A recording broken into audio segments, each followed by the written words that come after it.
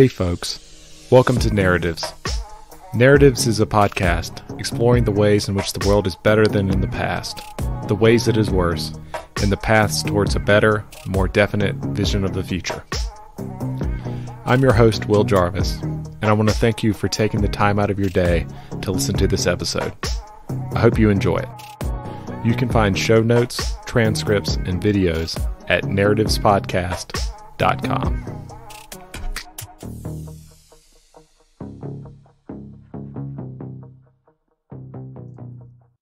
Well, Holden, how are you doing this evening? Doing fine. How are you? Doing great. And I just want to note for the listeners, we're also joined by my friend Craig Fratrik as well to talk to Holden tonight. Well, Holden, do you mind giving us kind of a brief bio and some of the big ideas you're interested in? Sure. Yeah. Brief bio is, I worked in finance for a few years out of college, and after a couple of years of that, wanted to give to charity, and kind of wished I could find a website that would help me figure out how to help the most people possible with the money that I was giving.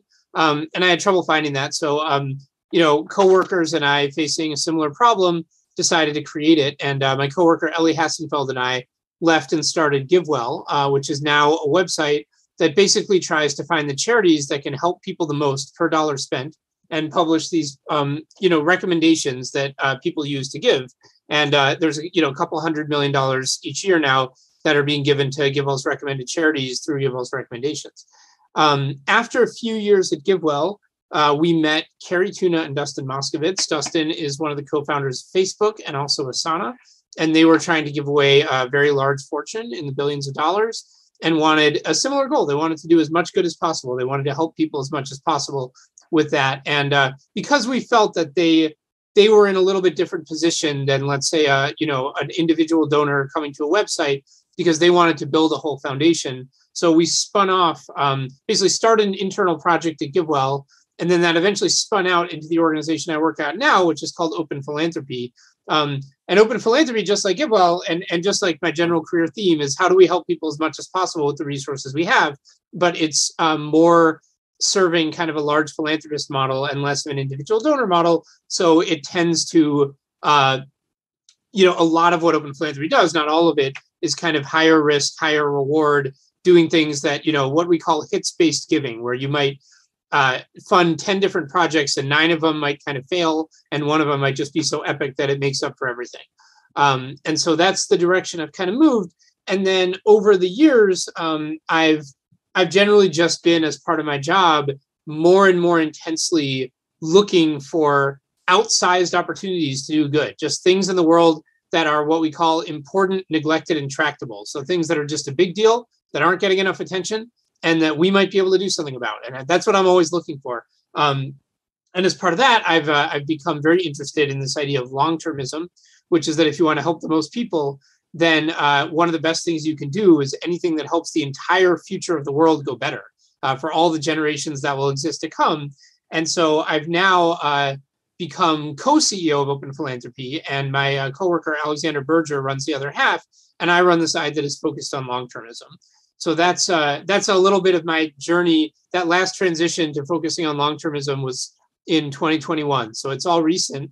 And I'm happy to go into next what I see as some of the major ideas that could matter for the entire future. But that's kind of my story and how I came to what I'm interested in today. I love that. And what are some of those big ideas that you think really matter for the long term? Sure. So one idea that I've just become extremely interested in is the idea that developing the right kind of AI or the wrong kind, depending on how you think it's all going to shake out, could make this the most important century of all time for humanity. And the basic idea there would be that if you had something that was kind of able to do what humans do to advance science and technology, but it was also digital, so that you could, so that it could sort of reproduce itself in a way that's much faster and less bottleneck than humans, you, according to standard economic growth models, would get a massive explosion in productivity. And that could be a much bigger change from today than today was from the pre-industrial times, which would be really huge. In theory, if you just look at the economic modeling, it kind of says you go to infinity. That's not actually possible. But you could see just a crazy, crazy amount of progress in the same way the last couple hundred years have seen more progress than the previous millions or billions of years. You might see the next decades see more scientific and technological advancement than ever before. Combined. And so that could take us into a really qualitatively unfamiliar future. And how that transition goes actually could be something that matters for billions of years, especially if that scientific advancement kind of hits the limits of how far we can go, especially if we end up in some kind of stable society, which I think is very possible if technology advances enough. So that becomes very important and neglected, at least for me, because you're looking at just unimaginable stakes if this is true. And I think it's something that most people are not focused on when they think about, hey, what can I do to help the world? So that's what I call the most important century hypothesis. And I'm very interested in it. When I launched my blog, Cold Takes, about 6 months ago, led off with the most important century hypothesis, a series of like 10 or 12 pieces making that case. I'm also just interested in any other narrative about what matters for the very long run and what are things we can do to change the course of everything that's going on with humanity. And another set of ideas or narratives I've been examining recently is the idea that a lot of the best things that have ever happened have come from scientific and technological advancement and economic growth, what some people call progress, what I in one blog post call rowing, which is like if you're on a boat, you could argue about where it's pointed, or you could just row it forward. And so, a lot of people feel that kind of rowing forward or just gaining more capabilities, doing whatever we want to do and being able to do it faster and better has been a lot of the source of life getting better in the past. And so I think a lot of people believe that when you think about how to help the world, what you should be thinking about is how to speed things up, how to have more progress, more innovation, more advancement, more wealth, more economic growth. And I think some people really hate this idea. They think that economic growth and technology are evil and we should slow them down. Some people really love this idea and they think that, economic growth and technology, they're the best thing that's ever happened. They're maybe the only good thing that's ever happened. That's what we need more of. That's what we should focus on. And as you could probably predict from the structure of this sentence, I don't agree with either. I think Craig and I both agree economic growth is incredibly, incredibly important. I guess my first question I have is, the Steven Pinker kind of enlightenment now, things have been getting better, infant mortality is going down. A lot of people, I think, I guess normal people are somewhat skeptical of this. I think because, my pet theory is because since 1970, wages have been fairly stagnant. Yeah. If things aren't really getting better, it feels like they're getting worse, or they're like if they're fairly flat. So where do you come down on that between like the tech stagnation versus kind of the Steven Pinker, like things have been getting better, or like I have the thought that they kind of go together in that like things have gotten a lot better in many ways. A lot of people have come out of extreme poverty at the same time. Like things have just kind of slowed down since the 70s.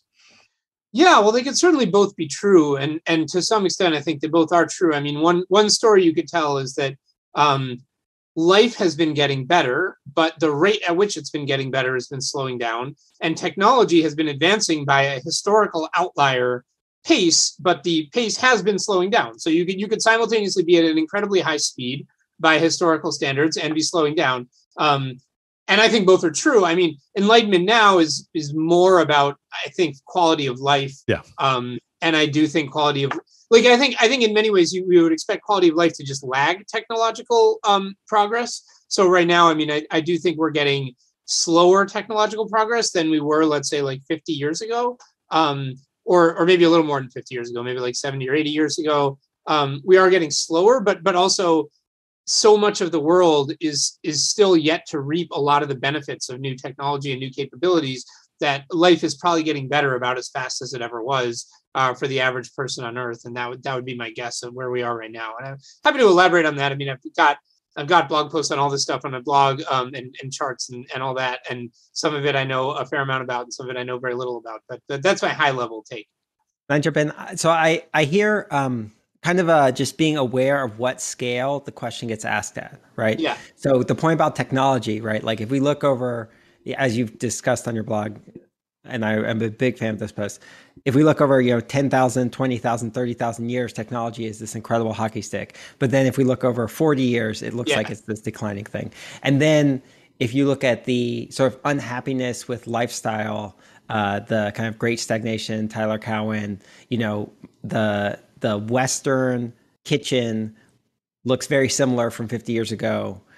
But then if you scale outside of Western societies and you go all the way up to the entire world, you get a very different picture. So is that one of your main emphases, is just like being careful about what scale, or at least considering multiple scales when you're answering these questions? That's a good way of putting it. I think a lot of these debates are really confused because people are just have different context windows in mind, or they have different things they're looking at. And so my kind of gloss would be, sure, I mean, in the USA or in rich countries, the last few decades have seen slower growth in technology and probably slower growth in quality of life for the average person than the previous decades before that. On the other hand, if you zoom out and you're looking at hundreds of years or thousands of years, it just looks like we're in the most exciting, crazy, ridiculous couple centuries of all time. And it's just, if you look at it on a chart, it's like almost vertical. It's just like a straight line up. That's the US on short and long time frames. And then if you talk about the world, you get a slightly different picture, which is, I don't think things are slowing down on a global basis because there's still so many people at levels of poverty that you almost never see in the US. And so, for people across the world, I think that the pace is quite high. And then, the same applies, I think, when you look at the future, which is if you kind of ask, well, do we think the future is going to get better? I kind of want to say, look, the path we're on is an upward path, and I expect it to continue to be upward by default. But then there's crazy stuff that could happen. We could hit the next hockey stick. We could hit the next discontinuous thing. And, I tend to think that technological progress and wealth growing, they seem probably like they've been a good thing over the last few hundred years. But if you take them up another notch and you accelerate them even more, you're now looking at a different phenomenon and you're now out of sample. And so I think it's worth asking questions about, is that going to be a good thing? And how should we think about that? And one I'd add to that is, I just wondered about the general thing. And I mean, you've mentioned it with some of the stuff you've worked on, but just trying to make those out of sample predictions, like that is not easy, right? Like the most confident sorts of predictions we have are, the other sorts of stuff Gridwell does with the RCTs and the, scaling slowly and that sort of thing. How do you think about that problem? What do you think about facing that challenge? Yeah, sure. I mean, the easiest kind of prediction to make is to look at what's been going on recently and say it'll just keep happening. And the longer something's been happening, the more likely it is it'll keep happening. So, for example, economic growth has been globally around a few percent a year for the past couple centuries. And so if you say, what'll it be over the next 10 years? I would say probably a few percent a year. If you ask what'll it be over the next 100 years, well, I'm a lot less confident. And I think there's a lot of room for something really wacky to happen. I think there's a lot of room for things to slow down a lot and for us to run out of new technology and completely stagnate. I think there's a good argument that might happen. I think there's a good argument for an explosion, the opposite. So I think there's a good argument that we figure out how to build the right kind of AI or some other technology that resolves certain bottlenecks and makes much faster growth possible. And then you see things go totally vertical, for better or for worse. And then I think there's also a possibility we just go extinct sometime over the next 100 years. So I just think you have to radically reduce your confidence when you're talking about, the next several decades, because there aren't even that many decades of the current regime we're in. I mean, the Industrial Revolution wasn't that long ago. So I tend to think that people are talking too much about, well, are things slowing down since 1970? And like, what is the next 20 years like? And what are the last 20 years like? And I think there's more of that than there needs to be relative to, well, in the next 50 years, in the next 100 years, what's something really crazy that can happen? And how can we guard against the worst version of that happening? And how do you make the predictions? I mean, I don't think there's any good way to make reliable predictions about the future. And the further out you go and the more possibilities you entertain, the harder it is. But I think we have to do it because I think the stakes are enormous. So I think we just have to do our best and try and learn as we go. Have you thought about what we can do to make the likelihood of like some singularity like thing where we really increase the slope of economic growth to like, we develop like a AGI or something like that? Is it spending more money on basic research for AI? Is it like, inspiring more smart people to work on it? Like, what does that look like? Or have you thought about it? Are you asking about how to make this happen faster, or how to make it go better? Yeah. Yeah, well, both. I would ask both, I guess. But first question is like, how would you make it happen faster if you were thinking about it?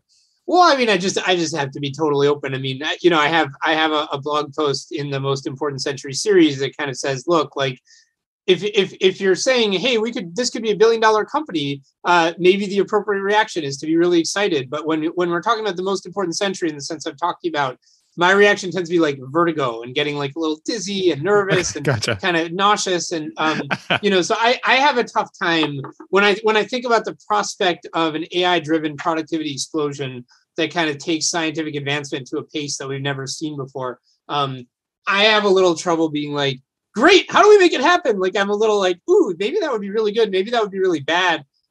If anything, I kind of wish we had like a little more time to just like think about what we're dealing with here and think about how to make the worst case not happen. So, yeah, I mean, I guess if I did want to speed it up, I mean, I would generally expect more investment in AI. I mean, that would be my best guess. But you know, but I'm not sure that speeding it up is the best way to make it go well. And I think whether it goes well is a lot more important than whether it comes 5 or 10 years earlier. So I tend to think more about how to make it go well. Will you go into more? Can you just expand on why tell me more about that feeling of vertigo? Sure. Or like I mean, I know you do this in your series, but Yeah. for the podcast, can you talk about why, you know, accelerated scientific advances, economic growth all seem like generally good things? Yeah. Yeah. Unpack that Yeah. vertigo. Yeah. So one way of just thinking about it is just that it would be very out of sample. That we're talking about, you know, what are the historical trends and what do we think is next? So, you know, I think a lot of people, this is like including Enlightenment now, are saying, you know, for hundreds of years, economic growth has been happening and the world has been getting better. So probably economic growth is more good than bad. And if there's more of it, things will be better. And I agree with that, as stated, as a guess as to what's coming. But if the next 50 years see more growth than you would expect from the current pace in a cajillion years, then we're just out of sample. Like we you know, and one way of thinking about it is, over the past 100 years, we've seen people going from not having enough to eat to having enough to eat, and from dying of infectious diseases to having straightforward cures. So that stuff is great, and that stuff seems to be making the world better. But that's not going to be, if we get a cajillion times that much progress, we're going to run out of diseases to cure. We're going to run out of like people who are hungry, who are no longer hungry. And what we're going to start doing instead is maybe start creating virtual worlds where people can instantly clone themselves and break the laws of physics, and who knows, and maybe like reprogram each other's minds. And, you know, when you think about that stuff, you're just like, oh, it's a lot less clear that would be good. And we can't assume that would be good just from the fact that things have been good for a couple of 100 years, because we're talking about the equivalent of another cajillion years at that rate. So that's the sense of vertigo. I mean, that's the core of it. The core is that I think people tend to talk about overly short timeframes. And so they miss when they're out of sample. And so they're saying, you know, well, progress has always been good. I'm sure it'll be good. And I don't think that applies when you talk about a potential explosion, something we've never seen before. That's like the high level sense of vertigo. A little bit more detailed sense of vertigo is just thinking through, well, what would that actually look like if we had a massive explosion in scientific and technological advancement? And there's two things that make me nervous. One, you know, one of the pieces in my blog post series is about digital people. So it's about the idea of, you know, having people who live in virtual worlds and kind of are as malleable or programmable as computers in some sense, or their environments are. And I think when you think about that idea, there's a lot of, it's just one example of what happens if technology advances a lot. There's many other things that can happen if technology advances a lot. This is one example that I think is particularly easy to think about. And it makes particularly clear that if we got that technology, we would have the potential for an incredible utopia or an incredible dystopia. And we don't really know which one we're going to get. And so, you know, it would become possible for potentially authoritarian, abusive regimes to last forever, is one argument that I make in that series. It would also be possible for disease and health problems and violence to be gone forever. So, you know, that's the vertigo too. It's just like, gosh, if we were digital, we could really be in a utopia or a dystopia. And I don't know which one we get if digital people technology drops tomorrow. So that's an object level thing. And then a third thing that specifically makes me nervous is, you know, if we were to build AIs that could do everything humans do to advance science and technology, that would be the second time in the history of life that there was something capable of creating its own technology. The first time was humans. So in a lot of ways, we would be welcoming another species to our planet that is able to do what we're able to do and able to be as powerful as we are. And that makes me nervous too, because I don't know what that species is going to want. And I think it would really depend on exactly how we build it. And I'm not sure that the default way of building it results in something good. So another post that I have is about why AI alignment could be hard, and why if you just blindly forge forward with today's AI development paradigms until you get something really, really powerful, well, that thing might actually have goals of its own and want to kill you. And so that makes me nervous too. Just gosh, there's never been something that's as powerful as humans and is not human before. That makes me nervous. So yeah, so those are all reasons I think the upside is large, but the downside is large. And I spend my time trying to think about how to get the good without the bad. Do you have any directional thoughts on, how you get the good without the bad? Is it just, spend a lot of resources on AI safety and alignment and try and make sure that goes well? Or is there anything more specific you've thought about? Yeah, I do. In my head, it's kind of like the first gate you have to get through is you don't want an AI that has goals of its own that you didn't intend at all. You don't want to accidentally design something that you've been giving it like thumbs up signs to signify that it did something good, and now it just wants as many thumbs up signs as it can get, even if that means like disassembling stars to turn them into thumbs up signs, or I don't know. That's like step one. That's like gate one. And so getting around that and figuring out how to design an AI that doesn't do that is often referred to as the alignment problem. And yeah, I think and I've generally been like very interested in the alignment problem recently. It's something I've been thinking about myself. It's something I've been trying to get more people to think about. I think that, people who are into weird abstract questions, if they can think productively about the alignment problem, that would be a really great thing to do. If we do get aligned AI, we're not out of the woods. I think it matters a lot if good people or bad people, good governments or bad governments, are the ones to kind of have a lead in AI technology. And so thinking about that and thinking about, what kind of government do we have right now? How can we work toward that government being the kind of government that won't use advanced AI for abuse? I mean, I think there's an awful lot to do. And with all that in mind, just saying, well, how do we make this come faster is quite low on my list. Gotcha. Yeah. Makes sense. Just make sure it goes well. It's really important. Yeah. Yeah, exactly. I'm willing to wait an extra 10 years to get kind of a human rights respecting AI driven regime instead of God knows what. Right. Especially because we may be talking about, if we reach, this is something that needs defending, and I'm happy to discuss it if you want. I do talk about it in the blog post series, but at a certain level of technological advancement, you run out of new innovations, and you may be able to create a civilization that stays just as it is for billions of years. So if this century is going to be when we decide what the next several billion years look like, I'd rather take some extra time and get it right. Definitely. And I can live with the 10 years that we had to wait, the 10 extra years. You can worry about the 10 years. Makes sense. That makes sense. Yeah, thinking on billion year time frames. Yeah, exactly. It changes your perspective, right? Yeah. I'm curious. This kind of goes along with this. It's a bit of a segue. But do you think this trend towards less violence will continue, or do you think, something like the violence, the rhetorical violence on Twitter eventually spills over into the real world again? Oh, interesting. We have some kind of mean reversion. Yeah. Back to what historical levels of violence have been. Yeah, I've written a couple of posts about better angels of our nature and about the hypothesis that violence is declining. And as far as I can tell, everyday violence, things like homicide, that is declining and has been declining for a long time. And my best guess is that continues to decline.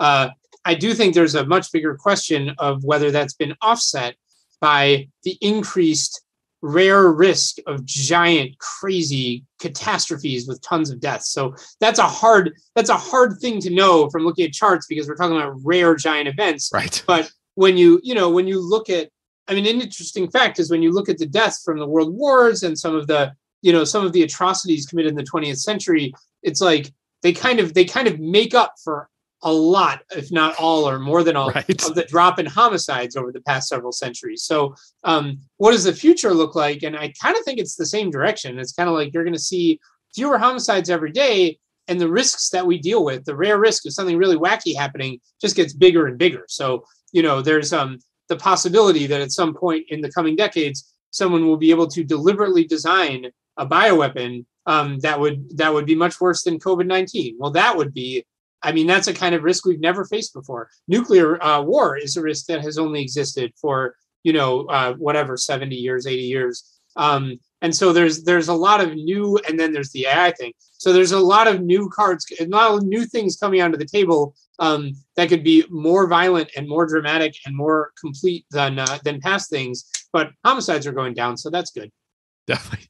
Well, I always find that fact fairly disturbing in the sense that is there just some equilibrium level of human violence where it's like, we just commit this much violence, maybe we can move it over to these like tail risk things. But at the end of the day, like this amount of people are getting murdered, forever so often or something like that. And maybe morally we don't end up getting that much better over time. Yeah.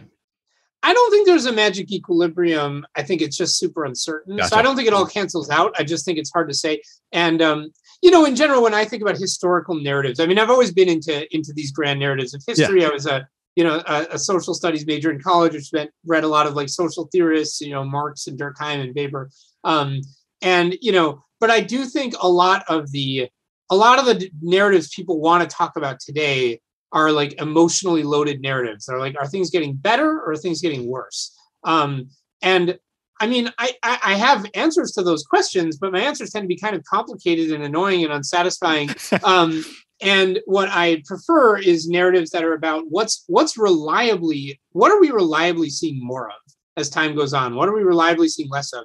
As history advances or as years go by, is it just one random thing happening after another? Or are there systematic trends that are consistent? And I think there are systematic trends. And if I were to just say like, what distinguishes later times from earlier times? I wouldn't say they're better. I wouldn't say they're worse. I think they happen to be, happens to be that today is better than a few hundred years ago. Well, that's great. Maybe it's better than any time in the past. I think that's also true.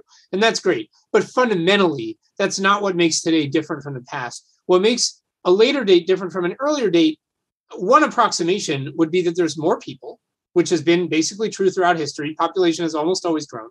And there's a greater stock of ideas. So there's people, and people innovate, and people have ideas. And as the ideas come into the world, they don't go away. The ideas remain there for other people to use. And so the stock of ideas grows.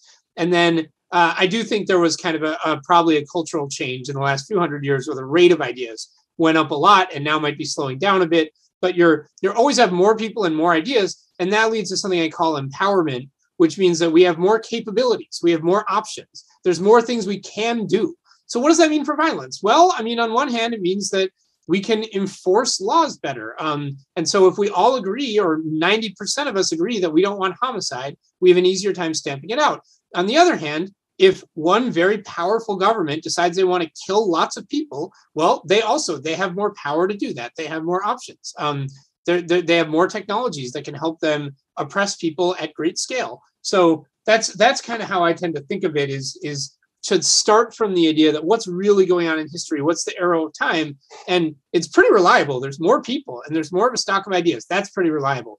And then everything else about, does that make things better? Does that make things worse? It falls out of that, and it's a bit inconsistent, and it's a bit contingent, and it's a bit unsatisfying, which is when we look at potential events that could cause dramatic changes in everything and huge accelerations, we shouldn't be too confident about what direction that's going to go. Got it. Craig, did you have a question? Yeah. All right. So a quick question about the people one. That's, predictable. Do you, isn't world population, that might be the one trend that isn't going to keep going up. Do you have a stand on whether population peaks? I haven't looked at the official projections in a while. I think by default, fertility rates seem to be falling in like developed countries to the point where you would actually get below replacement. So I think historically, yeah, population's almost always gone up. There are exceptions like the Black Death, but in the future, yeah, I think by default, you might expect population to flatten out and even decline at some point.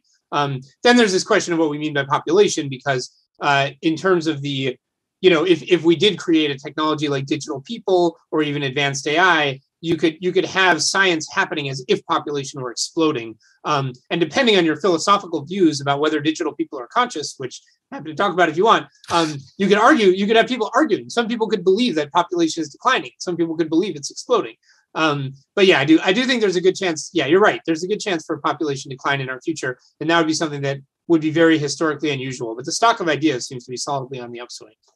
If I were going to summarize, some of the things we've discussed so far, maybe the quickest way I could put it would be the variance of the future is much higher than people are considering or taking seriously, right? Yeah, definitely. And that's how I feel. That's informed by some of the stuff you said earlier and the stuff you just said recently. It's actually all variance of our empowerment has been going up over time, and projecting that forward just keeps it going forward. So the question I want to ask about that is, what is the experience like trying to yell at society or calmly reason with society? It's hey, variance is going up. You should be paying attention to this.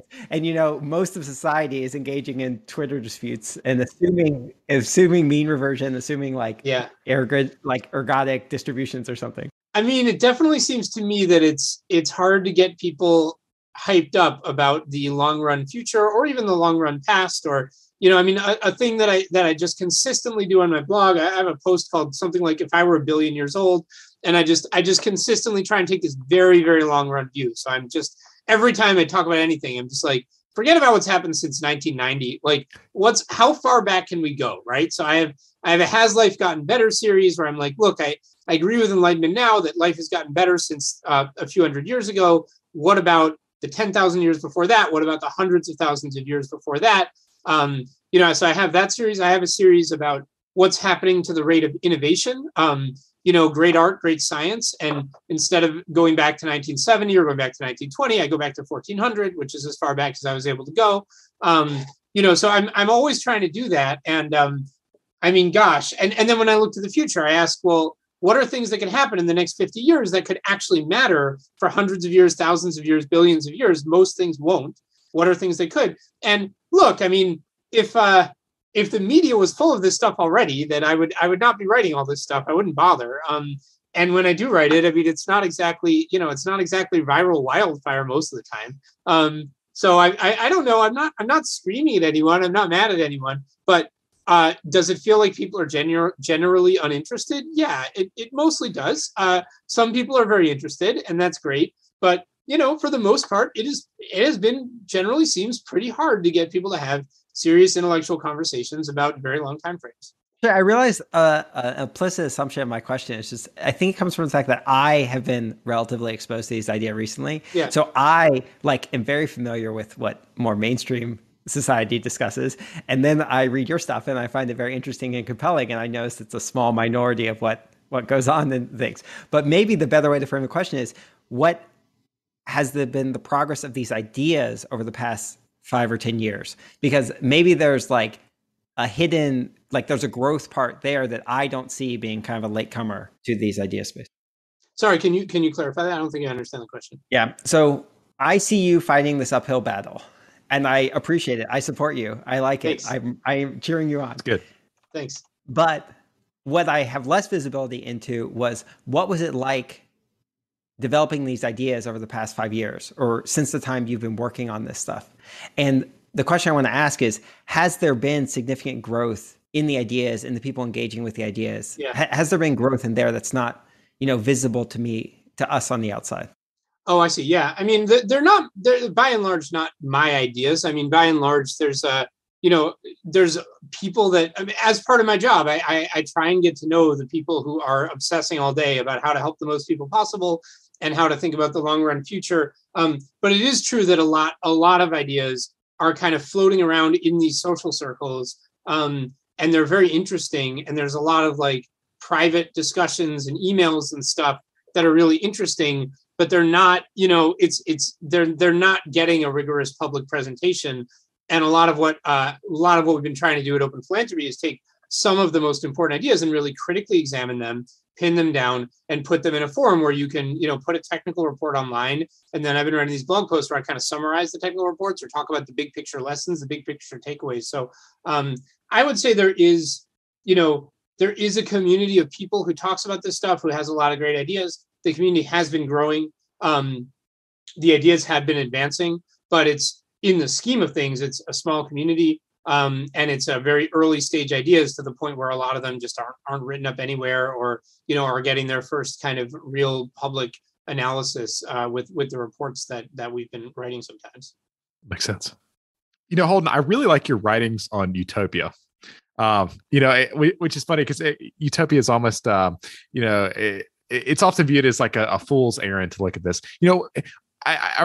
Why should we care more about thinking about Utopia?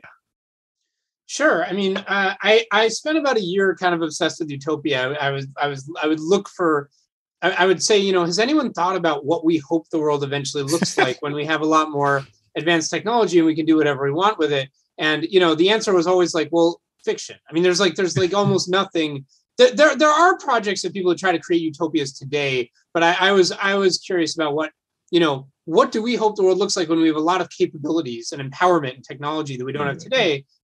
That's hard to find outside of fiction. And then, I got interested and decided, I was like, fine, I'll read the fiction and check it out. And, I felt like a lot of what I found was just genuinely unappealing. And I would also try and kind of like survey people using Mechanical Turk on how they felt about it. And they thought it was unappealing. I tried going to a conference on utopian studies, and it was like a literary criticism conference. And basically everyone there was just like talking about why it's silly to talk about utopia, or like what weird behaviors make us think it would be an okay idea to talk about utopia. So I was like, wow, like this really, I mean, I feel like it would be a very natural thing to be having debates over what we hope the world eventually looks like in the long run, when we have a lot more technological capabilities than we have today. This is a very unpopular topic. I would even say it's like a topic that people mock, a topic that people hate, a topic that people are uncomfortable with. So I've been writing a bit on my blog about that. And, I think some of the reason, I think there's just some kind of structural reasons. It's just hard to discuss utopia without kind of grossing people out and putting them off. It's hard to tell a story about anything super different from today and have it sound appealing, because a lot of people are attached to various things about the status quo in their lives. It's hard to tell a story without conflict and have it not sound boring.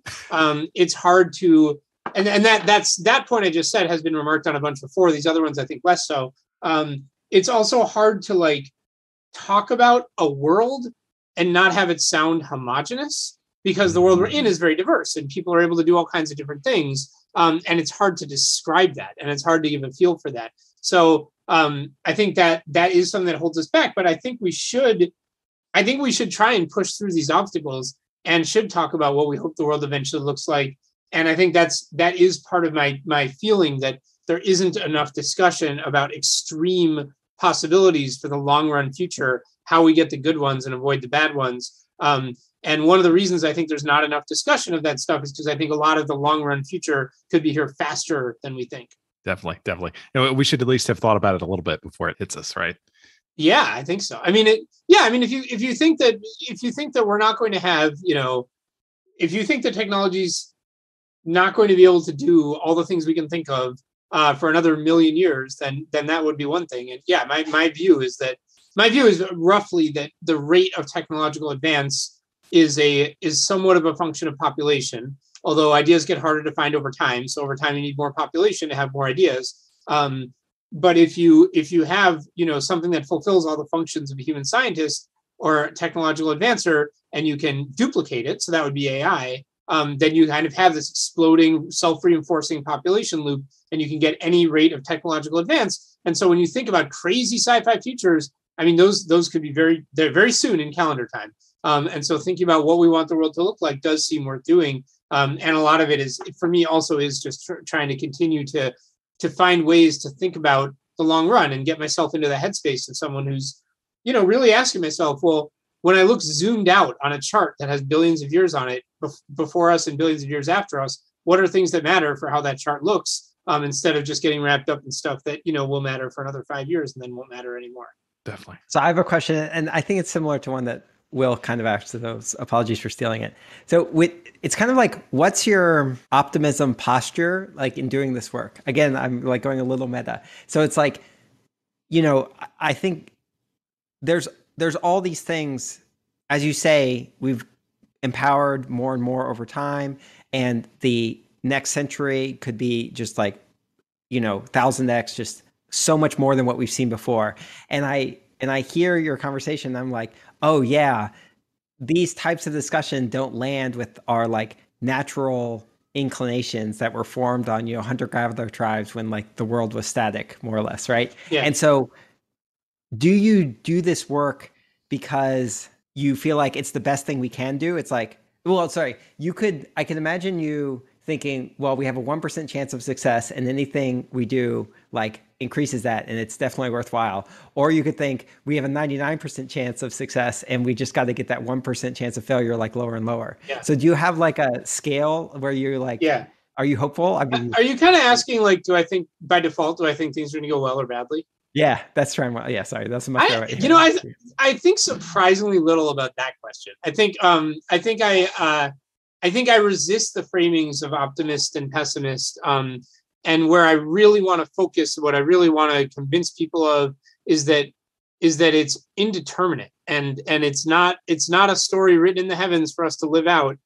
We're here right now doing things that matter. And we might get a good outcome, we might get a bad outcome, and ignoring it all and just paying attention to stuff that doesn't fit into that picture is not the way we're going to get a good outcome. I don't think. Maybe it is, especially if you're a person who's going to make things worse by getting involved. I tend to not frame things that way, and to be honest, I've just been all over the place. Like I've had times when I've just thought, well, this will almost certainly go fine and eventually go great. Because eventually we will make the most of our empowerment, and we will, whatever problems come up, we'll find a way to fix them. Because as we get more capabilities, those include the ability to reverse problems that we've created with our new capabilities. So I've had that kind of thought, and I've also had the kind of thought that's just like, gosh, we're just a train headed for a wall, and no one is interested in finding the steering wheel or whatever. Trains don't have steering wheels. Maybe that's a problem. But I mean, we just don't have time. We're not going to wake up to what's going on, and it's going to be too late. And we're going to like create the seed of an advanced civilization, and that seed is going to take over the galaxy before any of us can really react. And it's if we introduce some new species onto this planet, whether that's digital people or AIs, we're very quickly going to be less powerful than them, and they're going to decide where things go. And so the kind of half-assed, unthoughtful thing we created will soon be just running everything, and we'll have lost our chance to have any say. So I've actually just really, really honestly occupied both positions, and I think I don't really spend time trying to convince people one or the other. I try and spend time convincing people that it's not written in stone, that we should care which one we get.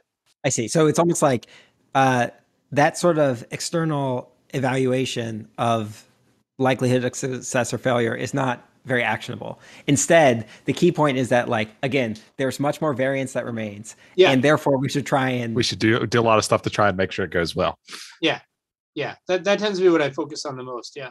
That's super smart. Super smart. Well, going off of that, this is a question Craig floated to me for you.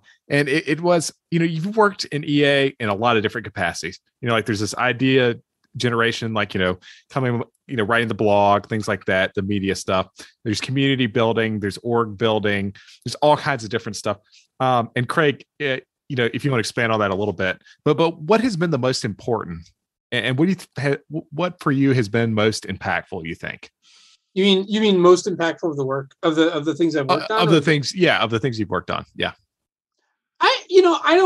I think I have a little trouble answering that question, because I think a lot of what is most important comes down to philosophical judgment calls. So Gotcha. While I care a great deal about the long run future, and I'm currently spending all my time on it, or just about, for division of labor reasons, but I've also spent tons of my career just like trying to help reduce global poverty, improve health in poor countries, and do other things that just like try to make the world better today. And I think it can be kind of apples and oranges. So I don't think that Open Philanthropy's worked on a lot of, and GiveWell have worked on a lot of different issues that you would have to have a long kind of like philosophical discussion to figure that out about who did more good. I do think in terms of some of the stuff I'm particularly glad to have been involved in. I mean, I think GiveWell is redirecting a lot of donations, and is also probably causing a lot of donations to happen that wouldn't have happened otherwise, and getting them to where they can kind of really help people the most per dollar. And it's I think they've caused a lot of like just anti-malarial equipment to be distributed. And they've caused a lot of children to be treated for intestinal parasites. Yes. And I'm just, gosh, like I think those are much better things to do with money than most things you can do with money. And then what else would have been done with the money. So I'm really proud to have played a part in helping to start that organization.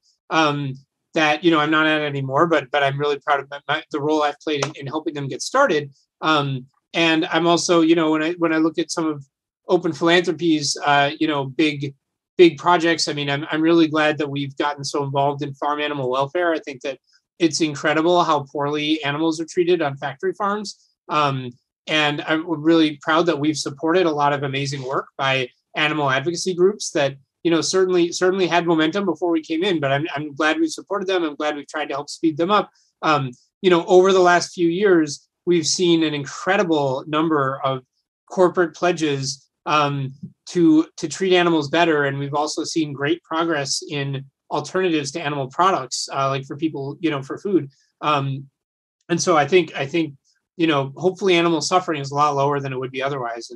And then, a third example I'd give of something that I'm proud of is that we started a biosecurity and pandemic preparedness program, a number of years ago, several years before the COVID-19 pandemic.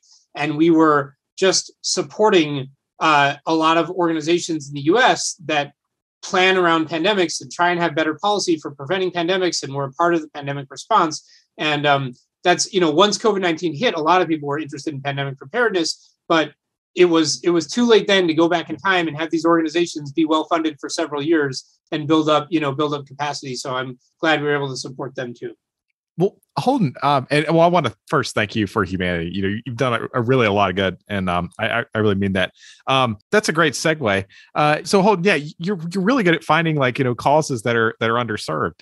And do you have a system for thinking through like how to find those things, or is it just something where you just study a lot of things and then you notice, wow, no one's working on this?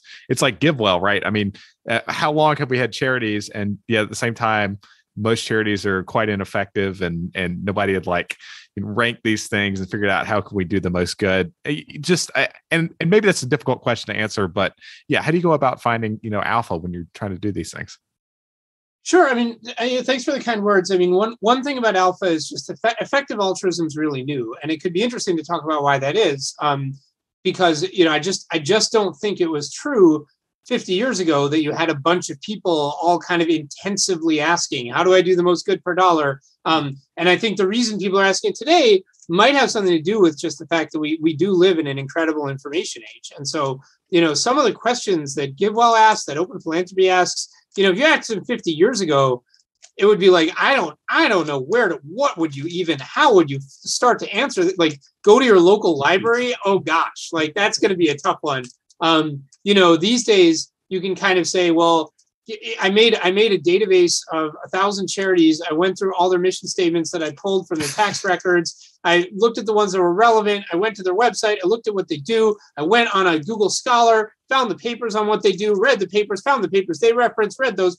You couldn't do that, 50 years ago. So I think that may be part of why this whole effective altruism thing, it just hasn't been around that long. And I think there has been a lot of low-hanging fruit. And I think if you made a clone of me today at age 20, I don't think I would have as easy a time finding cool stuff to do that nobody's doing.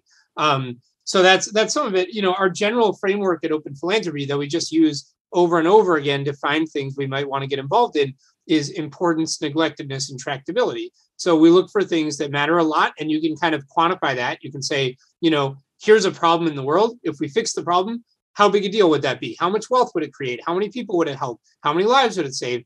So you can put rough numbers on importance. Neglectedness, we look for things that aren't getting enough attention. So you can ask, how many dollars are directed toward solving this problem right now, or how many people work on it? And then tractability is kind of the hardest one. You never really know what's tractable, but you can at least ask yourself, do we see a path forward? Are there activities we could do that we think would matter, would make a difference? So we do use those criteria over and over again, and we use them for the long run future, and we use them for, helping global health and well-being, which is the other work that we do. And we do turn up a lot of different causes that way. And when you specifically look for neglected things, and you're always chucking stuff away when it already gets plenty of attention, that is, it's kind of, I don't know, probably sounds too easy. It's just that is a kind of a way to cheat and find good things that other people aren't doing. I love that. All right, are you down for a quick round of overrated or underrated before we let you go?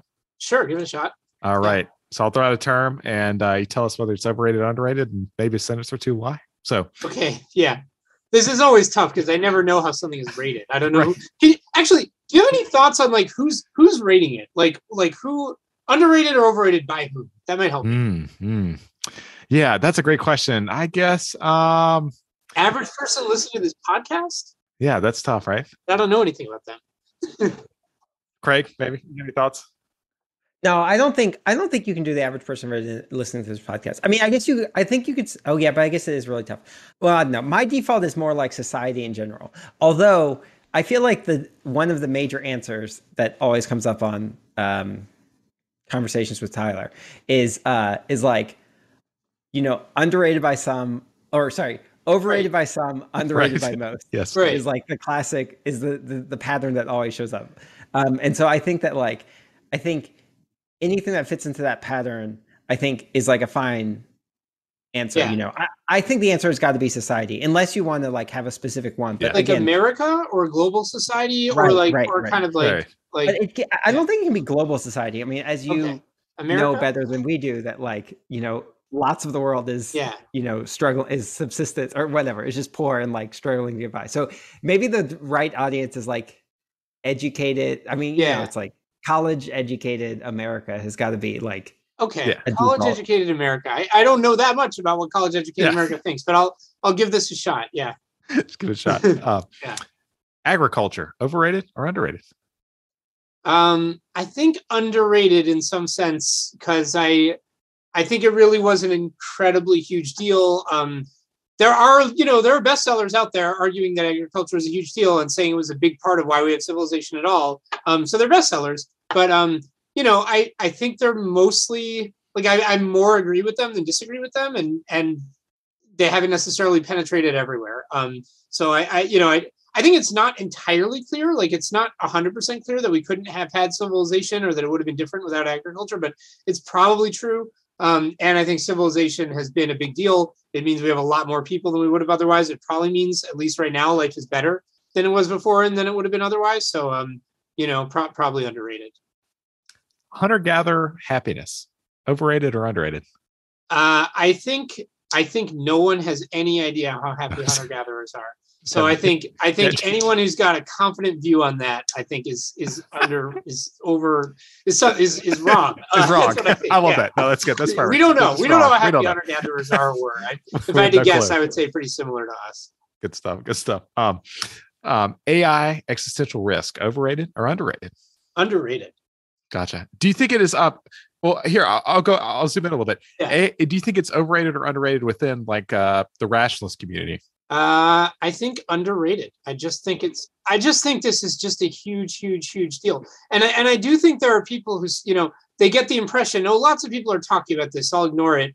Or I'll work on some other thing. And I'm kind of like, I do think some people should work on other things, just to be clear. But I think, unless you restrict yourself to pretty selective circles, I think AIX risk is underrated. Still underrated. That's good. Yeah. One more, and then Craig, I'll let you go. Philanthropy generally, is it overrated or underrated? Oh, I think it's underrated. When we started Open Philanthropy, I read a lot about history of philanthropy, and I kind of expected that it was all going to be just like silly stuff that didn't matter, and that and what I learned is that like some of the most incredibly important events that have made life better over the last 100 years had a major role for philanthropy. So the Rockefeller Foundation funded this obscure agricultural research that led to the Green Revolution and has been credited with lifting 1 billion people out of poverty, and is probably one of the major events of the century for human well-being. And there was a feminist philanthropist, Catherine McCormick, who was basically doing completely neglected funding for the research that led to the pill. which I think was also just like incredibly revolutionary. And I think there's more where that came from. So I think philanthropy has been a big deal and can continue to be a big deal. It's good stuff. Craig, do you have any last questions? Yeah, I thought I'd have a quick one. I was listening to the 80,000 Hours podcast, and you mentioned I think you had a kid recently, and I was just wondering, if you had what was the most surprising part about having a kid? Well, for me, the most surprising, I really wanted a kid, but I thought that I only wanted an older kid, and I thought we would just be kind of rolling our eyes through the infant phase because he doesn't really have a personality. So the biggest surprise for me is that I really enjoy my kid even now. That's awesome. Even when he was a newborn. And he doesn't really do much, and I really enjoy him anyway. So that was good. That was a good surprise. Yeah. Awesome. I love that. I love that. Yeah. Well, Holden, thank you so much for taking the time tonight. I really, really appreciate it. Where should people find your blog? Where would you like to send people? And we'll put some stuff in the show notes as well. Yeah. Sure. Yeah. My blog is Cold Takes. That's COLD TAKES. And the website is cold-takes.com. Open philanthropy, you can Google. GiveWell, you can Google. I mean, donating to GiveWell Top Charities is probably the most tangible action I wish people would take or something. Just people who don't know what else to do. But go do that. Yeah. But if you want to read more of my weird thoughts, Cold Takes is where to read them. We'll do that. Just before we let you go, if someone is like super wealthy, they don't know, what they should do with their money. Like, could you just give them the quick pitch on like where they should put it? Well, I wish I had better answers to that right now because, Open Philanthropy is on a mission to help our main funders give away all their money within their lifetimes. And that's just a lot of work. Like finding great places to put that much money is a lot of work. So it's kind of awkward, but I can't, it's like we're looking for that right now. So I don't have a million places where I can point and be like, give here, give here. So I wish I could give a better answer. I think GiveWell is a good starting point. Check out GiveWell. And I would also just encourage reading up on effective philanthropy and effective altruism and learning and making some of your own decisions. That's good stuff. I love that. Well, thank you, Holden. Cool. All right. Good talking to you. Thank you both.